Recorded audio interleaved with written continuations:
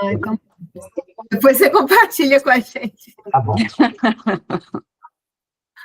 Bom, e aí a gente, então, saiu desse patamar aí de 1.700, hoje a gente tem 4.700 serviços, e agora saiu de um patamar de 20% digitais para 91% digitais. Né? Então, a gente entrou num outro patamar, se identificou claramente, aí esse foi um dos elementos, outros elementos foram feitos, identificação, então, do que é o início do governo digital como coordenador, né, coordenador de tecnologia das mais de 200 entidades, né, órgãos e entidades de administração federal. Cada um tinha o seu jeito, seu site, sua estratégia, tudo isso. Então, foi feito então alguns elementos em comum, né?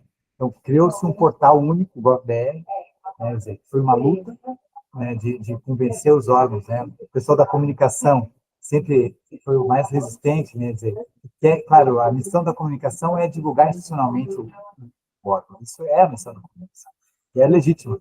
Pois é, esse é o instrumento principal do site, mas a gente observa que 99% dos cidadãos entram no site da Receita não para ver o secretário da Receita apertando mão de quem está fazendo parceria.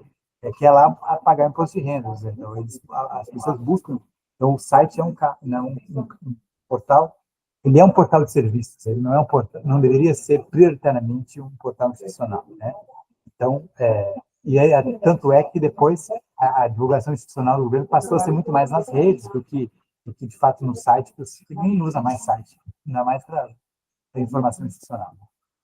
Então, transformou o que eram sites num portal único de dono digital. Aí, Marcos, nem fale isso, chega a me doer o coração agora, porque o que é que acontece? Desculpa interromper você, mas o que é que acontece? E não é resistência da profissão.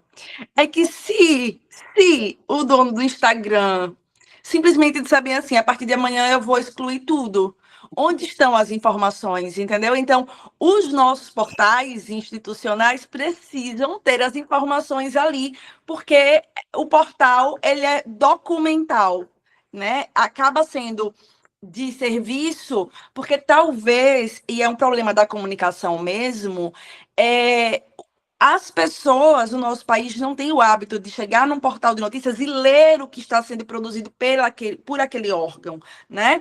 Mas assim, o que é que aquele órgão me oferece? Eu, enquanto pessoa física, mal entro no site da Receita para ler sobre as matérias da Receita. Exato. Né? Eu entro assim, aí, deixa eu ver se está disponível o programa do imposto de renda para eu poder baixar. Então, assim, cada um vai ali fazendo suas escolhas, mas lembrando que as notícias precisam estar nos portais institucionais. Sim, sem dúvida. Não, e não é só do Brasil, não. No curso que a gente fez com a Fátima, mostra que isso é comum em todos. Todos os países passaram por isso. A Namíbia, a Inglaterra, todo mundo. É a transformação do que é o portal, que sempre aparece a foto do ministro, em primeiro lugar, para uma regueretização. A gente não é que não precisa ter. De fato, tudo que você falou, eu concordo. A gente precisa ter o repositório documental. Eu mesmo ontem estava precisando de uma notícia lá da Câmara de Vereadores de BH, de uma coisa que eu tinha interesse, e fui direto nas notícias e achei que eu queria facilmente, porque está lá. Está muito mais fácil do que no Instagram, então concordo integralmente. É só uma questão da hierarquia, né? Quer dizer, o portal ele tem que estar voltado para o uso maior, que é o busca por serviço. Ele tem que estar. E a gente tem um slide que mostra que no que é o GovBR em 2015, mostra que numa tela, 10% era serviço, e o resto tudo era institucional. E agora é invertido, né? Quer dizer, 90% de serviço e institucional também está lá, mas a questão mais é hierarquia. Mas você tem toda a razão, é fundamental para o nosso repositório lá de notícia, é uma forma de transparência. Então, estamos de acordo. Então, mas o que quer dizer, essa unificação, e a resistência nem era para tirar a sazonalidade, era justamente para ter um GovBR único, como uma carta de serviço. Isso aí foi vencido, quer dizer, a comunicação agora opera a parte institucional dentro de uma mesma estrutura, que é a estrutura do GovBR, e com isso a gente transformou o GovBR no maior portal de governo do mundo. Quer dizer, a gente compete aí com a Índia e com a Rússia, mas estão ali, às vezes em primeiro, às vezes entre os três primeiros, como em termos de acesso e tudo mais, de utilidade. Então, essa foi uma estratégia, E aí a gente conseguiu trazer alguns componentes de unificação, que é o login GovBR, né? Quer dizer, a gente passou a ter rapidamente, em poucos anos, a ideia de você ter que se cadastrar cada vez que vai consumir um serviço, para ter um login único e vai poder acessar. Então, aumenta muito a experiência do usuário, a facilidade e a própria segurança. E também a ideia de a gente ter a possibilidade agora de outros elementos unificados, que é a avaliação, né, adicional, você poder dar a sua opinião sobre o serviço, né? Quer dizer, aquela avaliação de 5 estrelas, e também a ideia de interoperabilidade, que cada vez mais você buscar as informações que o governo já dispõe sobre a pessoa, sem precisar pedir toda vez que vai se relacionar ao serviço. E não só isso, com o uso também do que a gente chama de design system, né? Quer dizer, a ideia de usar os mesmos botões, o mesmo visual, para a pessoa não ter que aprender a usar o serviço toda vez que vai fazer um serviço novo. Sendo que a pessoa não faz toda hora o Enem, faz uma vez na vida, não faz. O INSS acaba usando mais vezes, mas enfim, a ideia é que ele possa também diminuir a carga cognitiva do cidadão ao se relacionar com o governo. Então, esses elementos a gente unificou de forma central, e aí tem hoje, então, um governo digital mais ou menos unificado, né? Usa o login, usa a avaliação, usa o design system, usa o mesmo portal, a mesma carta de serviço. Pronto. Isso é um desafio, mas é um desafio que agora tem novas dimensões, que é justamente essa questão federativa. Né? Então, vamos dizer, a gente tem o cidadão que toma uma multa, ele não quer saber se isso foi dentro de uma rodovia federal ou de uma área, ele às vezes ele paga num, ele paga no outro. É difícil até a pessoa saber muito mais como interagir. Né? Quer dizer, e a gente não deve trazer a nossa burocracia, nosso labirinto burocrático, para as costas do cidadão, que tem que aprender a conhecer, dizer, quem é responsável por cada serviço, mas tanto é que por isso os serviços no GovBR não são divididos por ministérios, são divididos por temas, né? O cidadão não precisa saber que a pesca agora, dizer, o seguro-defesa agora está na pesca, já foi da Marinha, já foi do INSS, já foi agora está indo para o trabalho, quer dizer, isso não importa, importa que a pessoa tem que se cadastrar. Então, o desafio interestadual é muito mais desafio, mas é o próximo passo. Já existe esse entendimento, e isso está refletido em algumas ações que já estão sendo feitas, mas ainda há muito a se fazer. Eu acho que o problema é a gente pode encontrar algo dentro dessa linha. Né? Quer dizer, o que já foi feito é a institucionalização da rede GovBR, que é um pacto que os estados todos já preencheram, milhares de municípios, sei lá, mais de 2.000, não sei quantos estão agora, já se inscreveram para poder é um ponto de contato que o município e o estado tem com o governo federal e permite fazer alguns usos compartilhados. O uso compartilhado já imediato, que qualquer estado município pode utilizar, é o login, ou seja, dentro do modelo de negócio, e aí eu já entro um pouco no detalhe, mas acho que é importante, que vai nos ajudar a escolher o problema. O modelo de negócio do login é um modelo de negócio altamente escalável e belíssimamente acordado com o CERP, com o nosso fornecedor. Ele é o seguinte: o MGI paga para o CERP por mês por cada cidadão que utiliza o login. Então, por exemplo, são centavos, menos que centavos. Quer dizer, a Fátima loga uma vez para qualquer coisa no seu Gov, qualquer coisa que quiser, isso aí vai ser pago, certo? Mas é um número X de usuários. Mas se a Fátima usa 1 ou 5 ou 10 serviços, não importa, não paga de novo, né? Então, quer dizer, isso é gerenciável. Então, por exemplo, se mais prefeituras, mais estados passarem a usar cada vez mais serviços, isso não impacta orçamentariamente na estratégia que é paga pelo MGI. Pode ter um pouco a mais de uso, mas não tanto. E não vai repetir. Então, você pode fazer 25 coisas.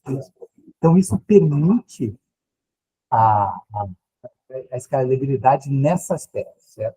Então, outras coisas não tem esse modelo. Eu acho que isso é um desafio. Por exemplo, a interoperabilidade. A gente pode fazer batimentos, por exemplo, o pessoal lá para conceder um empréstimo pelo Pronaf vai fazer consultas se a pessoa, qual é a renda da pessoa em outras coisas. Então, isso é interoperabilidade, isso já está sendo feito em vários aspectos. Né? O que tem na Receita dados biográficos a gente já consegue puxar, e alguma coisa de renda, não em termos de dar informação, mas só fazer a consulta, assim, tá sim ou não nessa faixa de renda. A gente consegue fazer isso com pessoas com deficiência, a gente não precisa comprovar. Antigamente, por exemplo, para obter por exemplo, o passe livre, até há pouco tempo atrás, a gente precisava comprovar novamente a deficiência. Isso é muito difícil, lá no médico, não sei o quê, agora a gente consegue, não. Ele consulta, está no BPC, sim ou não, ele já dá automaticamente, já é elegível. Esse tipo de coisa, que é a interoperabilidade, que a gente está fazendo por meio de uma estratégia que é o Conecta Gov, faz com que as bases possam se comportar uma. E esse, por exemplo, é um elemento que os estados e municípios têm muito desejo e muita necessidade, mas a gente não consegue ainda, por dificuldade operacional, que é muito pedido, e também por dificuldade orçamentária. Então, quer dizer, a gente não tem modelo de negócio ainda definido de que forma que a escalabilidade dessa ação de interoperabilidade seja factível que o MG possa bancar para todo mundo, enquanto do modelo de negócio, porque é cobrado por bilhetagem, não por usuário, como é feito o outro. Então, há desafios institucionais, orçamentários, mas esse, por exemplo, é um grande problema, é como fazer com que a interoperabilidade possa chegar em estados e municípios da mesma forma que a gente consegue fazer dentro do login. Tranquilo, Pedro, aí estamos aqui fazendo aqui um brainstorm. Então, quer dizer, esse é um elemento que a gente sabe que é um desejo, né, dos estados e municípios, mas ainda não está equacionado. A avaliação é um outro desejo que eles têm, mas eu acho que isso está em curso, eu não sei exatamente como é que estão, mas se estava construindo tecnologicamente as bases para poder fazer, também ofertar. Isso vai acontecer em um momento ou em outro, não sei se é um desafio muito grande, porque isso aí já está encaminhado, menos encaminhado. A interoperabilidade não, a interoperabilidade é um desafio. Quer dizer, mas só para comentar também, quer dizer, dentro desse contexto, a gente pode falar. Tá? Só uma dúvida, quando você fala avaliação dessas soluções, é isso que é um desafio? Não, falei sem explicar. Avaliação não. É a integração com a API de avaliação pelo usuário, é permitir que, ao consumo do serviço, quer dizer, no final do consumo de serviço, o usuário possa dar uma nota de 0 a 5 estrelas para dizer o que gostou, o que não gostou do serviço, que é um componente que a gente oferta para os serviços federais e gostaria de ofertar para os demais. Então, isso está construindo as bases para poder que os Estados Unidos possam utilizar essa mesma componente de forma gratuita também, né? Então, isso já está mais ou menos encaminhado. Outro contexto que eu queria dar é a Rede GovBR meio que deu organizada nessa relação e se fez também a estratégia nacional digital. Quer dizer, assim como no início não havia estratégia comum, a gente criou a estratégia do digital, né, a EGD, 2018, acho, 2019, que deu uma organizada no governo federal, mas apenas no nível federal, mas considerando que esse novo passo para estados e municípios foi dado, foi feita a nova versão da estratégia digital se desmembrou em duas, né? Ficou uma estratégia nacional, agora já não me lembro, ficou uma estratégia para o governo federal, que agora acho que ficou como estratégia federal, e depois a nacional, que é com os estados e municípios, né? Quer dizer, também tentou uma estratégia que fez um certo alinhamento conceitual e também prevendo ações de conjuntos concretos. Né? Só que essas ações que estão sendo feitas muito aos pouquinhos, por dificuldade de operação, de dimensão e também orçamentária, como mas aí há muito campo de se fazer. Então, isso de forma centralizada, em termos do que é o governo digital, coordenado pela Secretaria de Governo Digital. Mas, o que acontece? A nova onda de governo como plataforma são essas Digital Public Infrastructure, né? DPIs, as infraestruturas públicas digitais. Esse é um novo caminho e a gente está fazendo isso de forma um pouco mais setorializada, né? Temática. Né? Então, a gente tem, por exemplo, o CAR como um exemplo de infraestrutura, que é um cadastro ambiental rural, que está organizando de forma o que é esse registro público de imóveis rurais, para que possa ser utilizado por exemplo, financiamento. A gente pode, por exemplo, fazer uma bela política de condicionar o financiamento agrícola ao cumprimento das regras ambientais, que é mensurada e registrada por meio do CARF. Então, seria uma política pública baseada em infraestrutura pública de tudo. Nada impede que os próprios estados e municípios façam suas políticas estaduais com base nessa infraestrutura federal, que é uma só. Então, por exemplo, os estados podem ter políticas similares de financiamento, né, independentes, que possam fazer livremente. Né? E a própria área privada pode utilizar essas infraestruturas para poder fazer essas políticas, fazer essas estratégias. Né? Então, esse é um exemplo. Na educação aqui está se fazendo isso também, que é uma plataforma de educação de todos os dados de informação. Né? Quer dizer, hoje a gente tem o censo da educação básica, que é feito de forma censitária, assim como o IBGE faz também, pelo INEP, né? Só que eles são, quer dizer, os dados são disponibilizados como microdados para os pesquisadores utilizarem, mas de uma maneira um pouco difícil, e não existe isso de uma maneira organizada, facilmente, fácil acesso, que a sociedade pode acompanhar, que as redes podem acompanhar. Então, nós estamos tentando construir essa plataforma de educação, que foi agora prevista no Sistema Nacional de Educação, que foi sancionada semana passada, que essa plataforma é realmente estruturante. Então, a ideia, inclusive, a gente está já com os estados e municípios, que eles precisam, assim como o SUS precisa da educação, os estados e municípios precisam informar esses dados de uma maneira... e existe também esse mesmo desafio que o IBGE tem, em termos do que é o censo,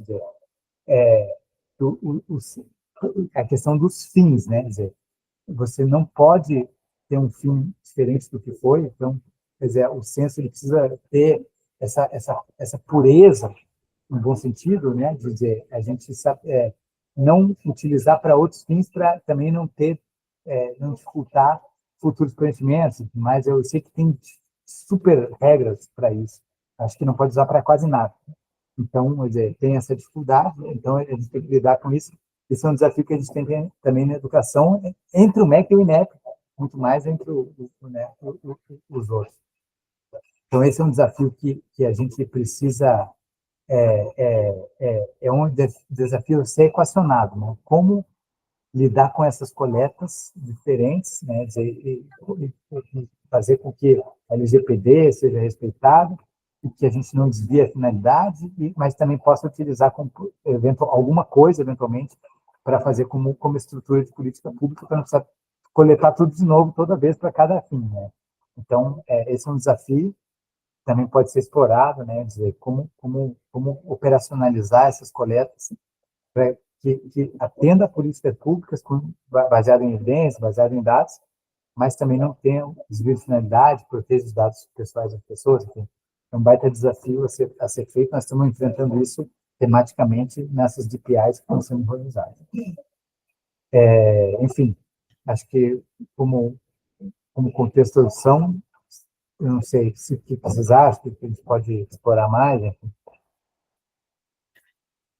A gente tinha, até a Jéssica ajudou a elaborar uma série de questões, mas assim, eu nem mandei para você para a gente te ouvir assim, de uma forma mais pronta, e aí a gente foi acompanhando aqui do que a gente pensou como um roteiro, digamos assim. E aí, então assim, eu entendi que você já apontou o que seriam as principais barreiras, enfim, a gente já tinha alguma coisa quase que intuída, mas você acha que confirmou, pelo menos para mim, algumas dessas barreiras estão confirmadas. Você citou aí o CAR também, que estava, estou falando de quais seriam essas iniciativas que a gente vê. Então, você já parte do GovBR, e aí, colegas, se tiver qualquer coisa também, vocês complementam, tá? Então, do GovBR já né, a realidade, e ela está em expansão sempre, porque a gente está trabalhando aí com adesão, e o CAR também mais recente, mas ele também vem, e aí quando você fala em infraestrutura pública, a gente vê que sim, também uma nova solução, e aqui na SPU a gente até fica pensando, né, como é que a gente colocaria isso, porque os outros entes também têm seus próprios imóveis para gerir, enfim, então acho que isso pode se aplicar a qualquer outra realidade no contexto de gestão pública. E aí, uma coisa que ficou muito aqui para mim que a gente tinha também duas questões, da governança, muito focada em dados de segurança da informação, você já falou também, mais especificamente, eu anotei também as sugestões, né, dos seus, o que poderia ser um problema, e num deles você fala sobre a coleta, como é que eu vou buscar dado, porque aí eu gasto recurso e demando cidadão, para que eu vou pedir esse dado, qual que é a finalidade dela, ou qual dado que já existe que eu posso reusar, ou que eu posso aplicar. E aí, porque assim, eu ouvi muito dessa questão assim, né, do seu relato do que já existe, e aí uma das questões a gente estava ali, de que forma o cidadão é considerado nesse desenho. Então, assim, eu entendo que a gente está quase numa camada ali, olhando para essa camada do que já existe, para a gente tentar colocar para mais pessoas, para mais entes. E aí a gente não está, entendo eu aqui, a gente ainda não olhou na perspectiva do cidadão. Eu não estou partindo lá de baixo, mas assim, pessoa, qual que é o seu problema aqui? Como é que eu consigo acessar? Então, estou entendendo que a gente está fazendo uma visão de questões de políticas e de serviços que já existem. E aí, uma última questão, e aí, bom, eu fiz do que eu destaquei aqui. E o que fica muito forte para mim, Marcos e colegas, é que assim, a institucionalização.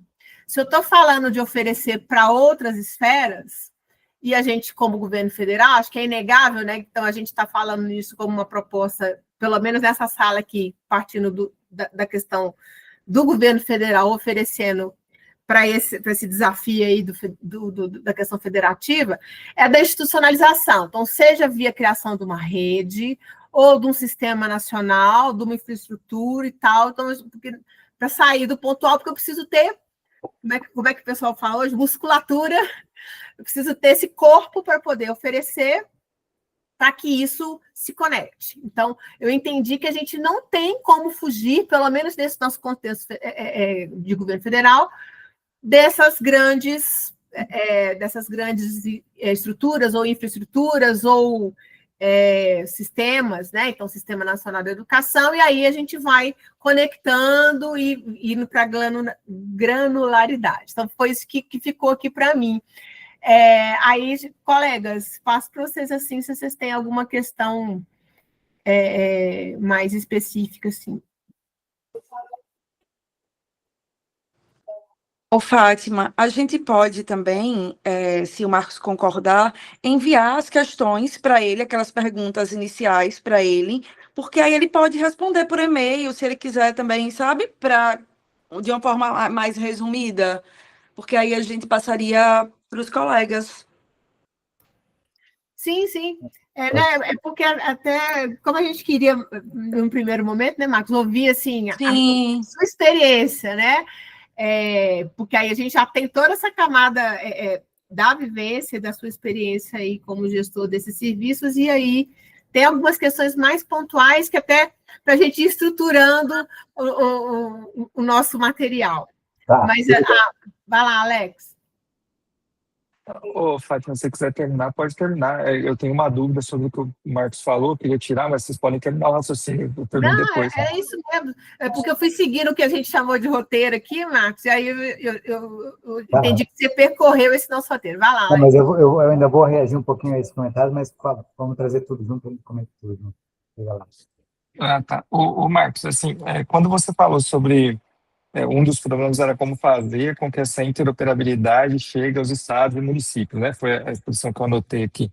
Eu tenho uma dúvida só no sentido assim, em algum momento a gente está pensando numa estrutura detentora desses dados, então se a gente tem os 3 níveis, as 3 esferas, né? Federal, estadual e municipal, e a gente tem uma interoperabilidade entre eles, mas quem vira o detentor ou guardião desse dado? Por exemplo, a gente pensa no SERPRO, a gente pensa no... Como ficaria, né? Eu estou perguntando assim, se faz sentido, se a gente está pensando nisso, em existir uma estrutura, um sistema que seja guardião desse dado, né? Principalmente pensando em segurança, no uso, a quem seria, né, destinado esse uso. A gente está pensando em alguma coisa nesse sentido ou isso está muito distante ainda? Não, tá super. Esse é um ponto central atual mesmo. Vou comentar um pouco sobre essas duas intervenções aí.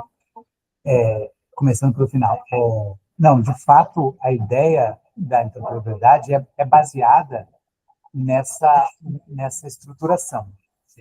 Não necessariamente precisa ser ultracentralizada. Ela pode ser dispersa e tratada em camadas de governança. Por exemplo, a estratégia da Estônia, que é famosa e tudo mais, quer dizer, eles também têm um contexto que permitiu isso aí de uma maneira mais fácil, que é o seguinte: é um país que nasceu mais ou menos agora, né? Quer dizer, veio da União Soviética, isso aqui, não tinha nada, meio que começou do zero. Então, quer dizer, como país independente, então eles já fizeram essa estrutura, que é o seguinte: você ter cada órgão como cada dado, vamos fazer o contrário, cada dado tem um defensor, tem um guardião natural e único. Então, por exemplo, no caso aqui, sei lá, a Receita Federal, o CPF, ninguém tem dúvida de que o único guardião é a Receita Federal. Ninguém vai copiar a base, vai dizer, ou fazer outro número. É lá. Então, você tem que estar lá. Isso.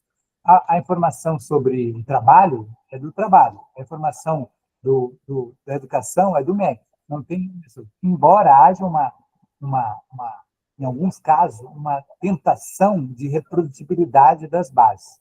Quer dizer, a ideia de você trazer uma segunda base para você ter a cópia lá e poder fazer o que quiser, entendeu? E isso é o que se busca evitar, né? Quer dizer, que é o que a Estônia conseguiu proibir, e não acontece. Cada dado só tem um lugar e não tem dois. E a gente não conseguiu, quer dizer, por nosso histórico, mas não tem isso, quer dizer, ele está tentando construir. E isso está sendo feito. Dentro da estratégia de interoperabilidade, existe, acho que hoje, 11 que já são determinados a base ouro. Quer dizer, eu acho que só o Correios tem o CEP. E pronto.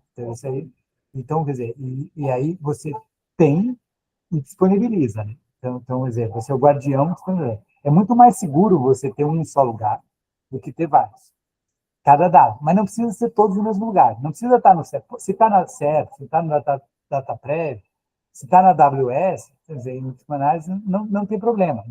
Tem uma outra discussão da soberania, não sei o que se discute também. Mas, assim, cada gestor pode ter a sua questão de uma maneira organizada, desde que não haja outra e de que você tenha que disponibilizar. Quer dizer, que também é difícil. Então, essa disponibilização não é trivial, porque é uma luta. Há, por exemplo, no caso da Receita, uma legislação muito intensa de responsabilidades. Se eu compartilho esse dado e ele vaza, há uma corresponsabilidade, dizer, e a Receita, a origem, se sente corresponsável por isso. Então, essa responsabilização, essa distribuição é muito difícil e gota a gota, né? Então, quer dizer, e por essa questão da governança, mas é o caminho, quer dizer, a gente precisa ter cada vez mais, né? Você mesmo colocou aqui, né? Quer dizer, para o censo agropecuário, o cara é muito importante, quer dizer, é fundamental. A gente não consegue, então a gente tem uma tensão. E aí eu vou entrando já respondendo um pouco comentando um pouco o que a Fátima colocou, né? Quer dizer, qual é a perspectiva do usuário, né? Nesse aspecto. O cidadão, ele tem que ter ao mesmo tempo o seu direito de privacidade preservado. Quer dizer, não pode ter os seus dados vazados, e não pode ter os dados, por exemplo, a gente, quando entra aqui no serviço público, começa a receber ligação de gente querendo vender para empréstimo consignado. Quer dizer, isso é uma falha gravíssima de falta de bom cuidado com os dados. Então, alguém vaza esses dados, e isso é um problema. Quer dizer, existe essa preocupação, mas existe também a facilidade. No caso aqui da educação, a gente quer que o histórico escolar do ensino fundamental seja passado para o ensino médio, para ele não precisar ficar lá pedindo histórico, sendo o próprio office boy dos seus próprios dados para levar de uma escola para outra, se ele muda de escola, ou de uma esfera para outra, se ele muda do ensino fundamental para o ensino médio, sai do município, sai para o estado. Isso é um problema. Então, o cidadão quer as duas coisas. Ele quer facilidade na sua vida e ele quer também segurança. E a gente tem que dosar esses dois pensamentos. Aí, há posições diferentes entre órgãos e entre pessoas. uns vão achar que é mais importante talvez esse, outros vão achar que é mais em qualquer atenção que o outro. Né? Então, e aí isso que entra a dificuldade da governança. Né? Como é que a gente vai tentar equilibrar isso da melhor forma, sem ser excessivamente zeloso, mas também não pode ser excessivamente permissivo em termos de segurança. Quer dizer, na questão da facilidade, todo mundo quer que seja mais fácil. Então, é mais fácil, não tem tanta... Mas a atenção é contra essa outra coisa. Né? Quando a LGPD, tudo mais, que é um grande ganho, de governança, mas também ele acaba sendo utilizado, às vezes indevidamente, como uma desculpa. Diz, não posso te dar por conta da LGPD. Quer dizer, ele é corretamente utilizado, mas também é incorretamente utilizado, às vezes, porque não quer fazer. Né? E, às vezes, não quer fazer por uma boa razão, porque ele quer diminuir os pontos de risco, mas, às vezes, ele não quer fazer por uma má razão, que é, às vezes, uma questão apenas política no sentido de ter um ganho político sobre determinada coisa. Né? Quer dizer, não só político no sentido do dirigente político, mas do próprio institucionalidade. Quer dizer, há ciúmes entre os órgãos. Isso aí, quer dizer, a gente quer ser referência, quer ser isso. A gente não quer compartilhar o nosso dado. Isso também. Então, é um mau uso dessa coisa. E é difícil, por isso que a chave de tudo isso é a governança. Mas eu acho, aí a minha opinião pessoal nesse debate é que eu acho que a gente deve preservar mais pela facilidade. Você pensa, de todas as pessoas que eu conheço, fica aceitando os cookies lá, qualquer coisa. Eu não quero ser livrado daquela pergunta, não quero, tanto faz. Eu quero resolver meu problema, entendeu? Quer dizer, eu acho que o cidadão médio, embora se perguntar a ele vai dizer que ele quer mais segurança do que facilidade, na prática do seu cotidiano, ele não sabe o que é segurança. Até porque a segurança, não que isso não seja importante, mas ela é difusa e tudo mais. E a gente sabe que nossos dados não são seguros, porque já dá na farmácia, porque não sei o quê, tanto é que a gente fica recebendo as ligações o tempo todo, e isso já meio que já está introjetado. E esse é um problema que tem que ser resolvido, mas não é o fato de que você não possa compartilhar um dado do cara que vai mudar essa situação de segurança. Quer dizer, esse problema já existe por outras razões. Então, na minha opinião super individual, que não, né, dizer, eu acho que a gente deveria priorizar mais a facilidade. Mas é um debate que a gente tem que tratar e tem que tratar institucionalmente. Então, acaba, a gente às vezes vê aqui no dia a dia que assim, a própria responsável pela LGPD já liberou, mas o cara, não, mas veja bem, é o CPF. Por exemplo, agora a gente está mandando mensagem para o Enem, a gente mandou 5 milhões de mensagens. A pessoa colocou o seu número lá, ele já tem uma coisa. É para o próprio Enem, não tem outra finalidade. Mas só porque o fato de quem vai mandar é o MEC e não o INEP, aí já houve um grande... Diga lá. Eu ia comentar que várias pessoas, vários órgãos estão passando por essa adaptação ainda da LGPD. Ela me lembra um pouco uma analogia, porque é diferente. Quando a LAI chegou também, né? Quando os órgãos tiveram que se adaptar à LAI, aí ficou aquela dúvida, assim, mas como é que faz, né? Mas só que mais acelerado, me parece. Mas aí ficava, como é que você interpreta, como é que você incorpora a LAI no seu dia a dia, né? Aí depois foram criadas, né? Mais instâncias, mais práticas, tudo mais, mas eu lembro que quando a LAI chegou também, a gente teve muita dúvida de como ela funcionaria no dia a dia, né? Exato. Agora, a LGPD, eu noto também que algumas vezes tem um excesso de preciosismo. Eu acho que talvez eu já li em algum momento, mas eu acho que a letra fria ali ficou muito severa, né? Acho que podia ter mais espaço para tipo, alguma atuação assim com finalidade pública, né? Esse tipo de coisa, né? Porque eu acho que ela foi feita muito para até frear um pouco os abusos de mercado privado, e quem está levando isso a sério é a gente do setor público, né? Exatamente. E aí a gente não consegue fazer um tanto de coisa, né? Exato. Veja, normalmente o Estado regula só o privado, mas dessa vez é uma regulação que é para o público e o privado é a mesma coisa. Então, aí viu que se errou, eu acho que se errou. Também no início, nunca se fez, aí você meio que você peca pelo excesso, não pela falta, né? Então, quer dizer, é a primeira vez que está se fazendo isso. Agora, pelo uso é que a gente vai excepcionalizando, vai ajustando. Mas então, eu acho que é um processo natural de amadurecimento. para a gente trazer o pêndulo numa coisa mais razoável, que eu também acho que é um excesso de zelo. E é uma parte pela própria lei, uma parte pela própria aplicação da NPD e tudo mais, mas há uma autocensura das pessoas que são menos avessas ao risco naturalmente. Aí tem agora uma muleta clara, não, eu escoro aqui na LGPD porque eu não quero ter problema. Porque o risco pro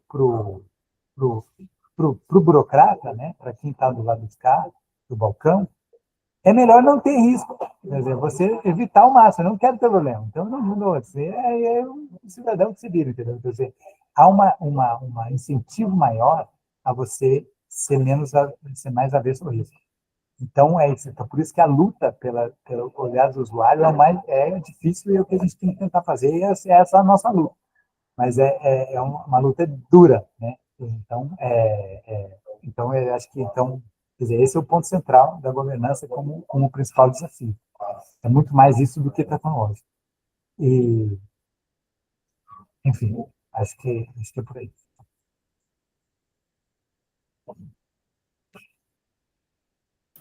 O que mais? Mais algum ponto, pessoal? Então, acho que é isso. Acho que eu queria reforçar isso. É interessante ter vocês do IBGE, isso, porque acho que isso é uma coisa que é uma grande luta, né?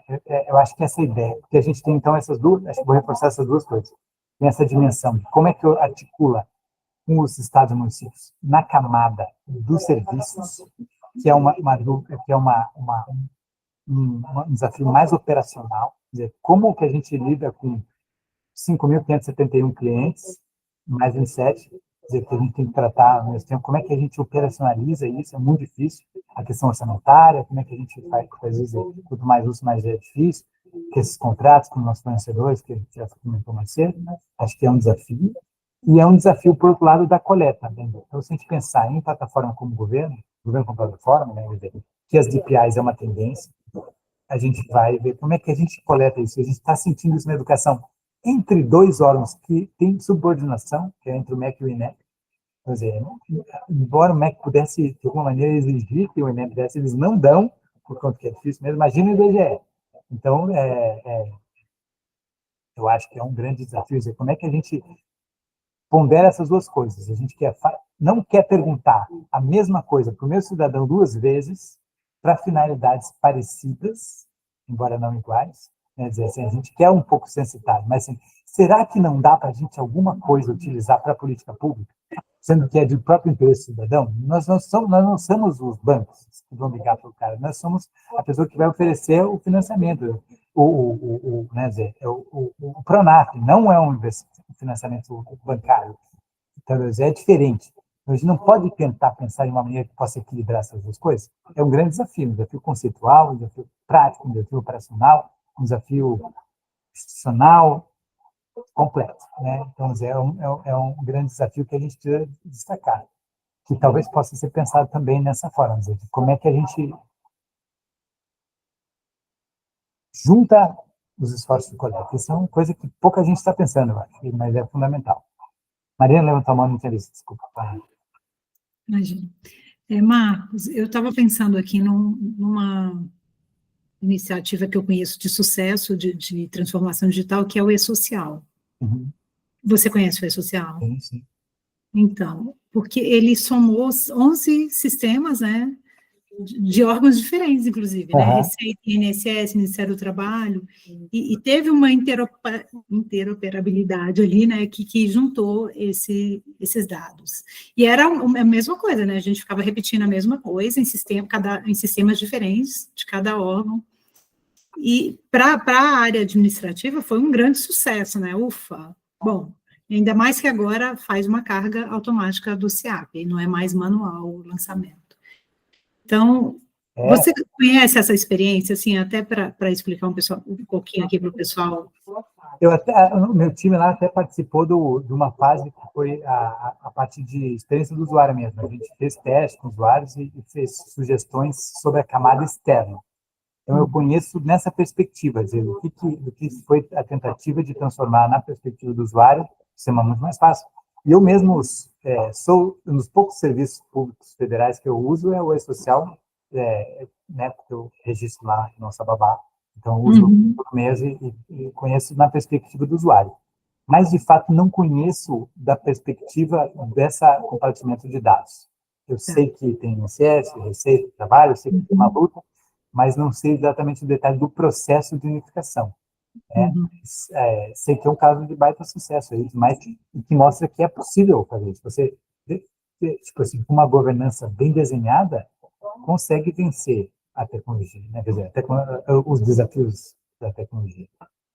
Bom, eu, como sou da área administrativa, eu transmitia a RAIS para o Ministério do Trabalho, a GFIP uma vez por ano, a GFIP uma vez todo mês para o INSS e a DIF para a Receita também uma vez por ano, né? E todos essas demandas viraram uma só, que é uma carga automática hoje do SIAP para o E-Social. E também conheço esse outro lado do usuário, também cadastro ali a minha empregada doméstica e nossa, eu vejo meu Deus, que facilidade, né? Que transformação que foi a chegada do E-Social.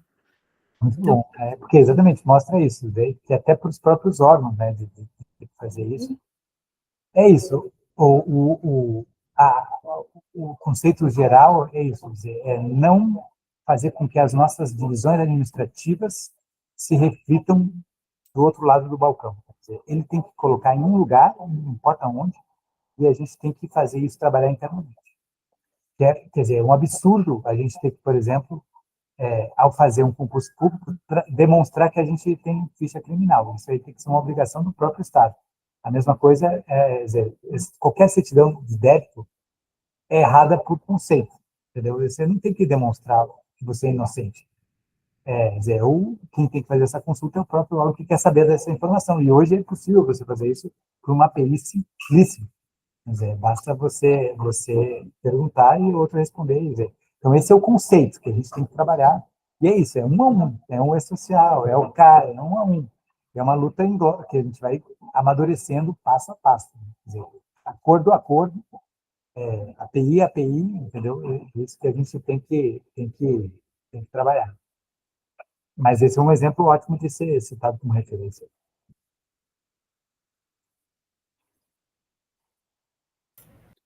Maravilha. Mais algum ponto, pessoal? Marcos, te agradeço demais. Imagina.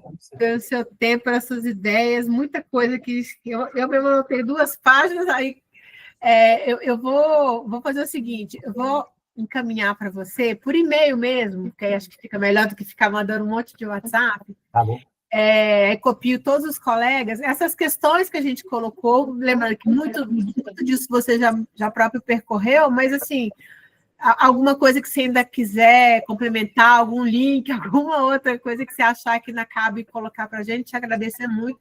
A gente está nessa etapa de formulação do problema, a gente tem que definir aqui, enquanto grupo, até para entregar no dia 11. Você já deu enfim, alguns caminhos para a gente. Novamente, agradeço o sempre disponível. Tá? E semana que vem tem mentoria com você. Muito bem, estaremos lá. Tá bom, gente. Prazer em conhecê-los e fico à disposição. Obrigado, Marcos. Muito obrigada, Marcos. Tchau, gente. Obrigada. Tchau, pessoal.